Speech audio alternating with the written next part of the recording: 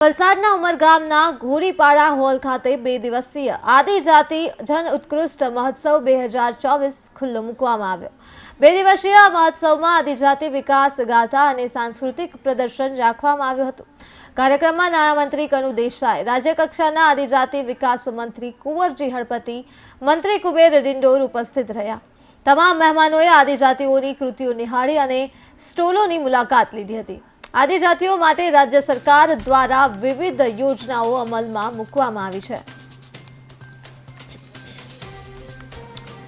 તો વિકાસ ગાથા અને સાંસ્કૃતિક પ્રદર્શન આજ રોજ યોજવામાં આવ્યું હતું, જ્યાં વલસાડમાં 2 દિવસીય આદિજાતિ જન ઉત્કૃષ્ટ મહોત્સવ યોજાયો હતો અને 2 દિવસ માટે આ કાર્યક્રમનું આયોજન કરાયું છે।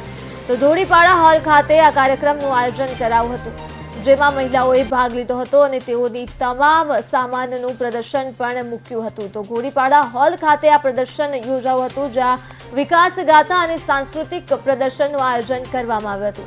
આદિજાતિ જન ઉત્કૃષ્ટ મહોત્સવ 2024નું આયોજન કરવામાં આવ્યું હતું વલસાડ ખાતે આવેલ ઘોડીપાડા હોલમાં। પહેલા એક હતું, ચાહે બાંગ્લાદેશ હોય, ચાહે પાકિસ્તાન હોય કે બિલિસ્તાન હોય, ખાલિસ્તાન હોય, આ બધા જે દેશો, અફઘાનિસ્તાન દેશ, આ બધા ભારતમાંથી છૂટા પડ્યા અને આજે પાકિસ્તાનની દશા શું થઈ છે? કેમ કે તમારી પાસે બજેટ પૂરતા પ્રમાણમાં ન હોય તો એ દેશ કે રાજ્ય ચાલવી શકે નહીં। પણ મને વિશ્વાસ છે કે દેશના વડાપ્રધાન અને મુદ્દો અને મક્કમ સ્વભાવના મુખ્યમંત્રી ભૂપેન્દ્રભાઈ પટેલના નેજા હેઠળ આદિવાસીઓનો વિકાસ, જે સાર્વાંગિક વિકાસ કહી શકાય, તે ખૂબ જોરમાં પ્રગતિ સાથે આગળ વધી રહ્યો છે। એટલે મારી દ્રષ્ટિએ બિલિસ્તાન રાજ્ય અસ્થાને છે।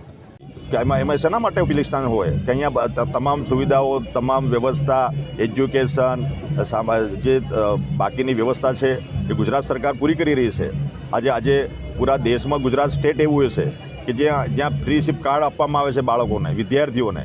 ધોરણ 12 પાસ કરીને આપણે હાયર એજ્યુકેશનમાં આપણા વિદ્યાર્થીઓ જાય છે, કોઈ પણ ફિલ્ડમાં જાય, એની તમામ વ્યવસ્થા રાજ્ય સરકાર કરે છે। આટલા રાજ્યોમાં અહીંયા મહારાષ્ટ્ર છે, અહીંયા MP છે, અહીંયા રાજસ્થાન છે, ત્યાં કોઈ ફ્રી સિપ કાર્ડની વ્યવસ્થા નથી। માત્ર ગુજરાત એવું સ્ટેટ છે કે જે ટોપઅપ રકમ ગુજરાત રાજ્ય ચૂકવે છે।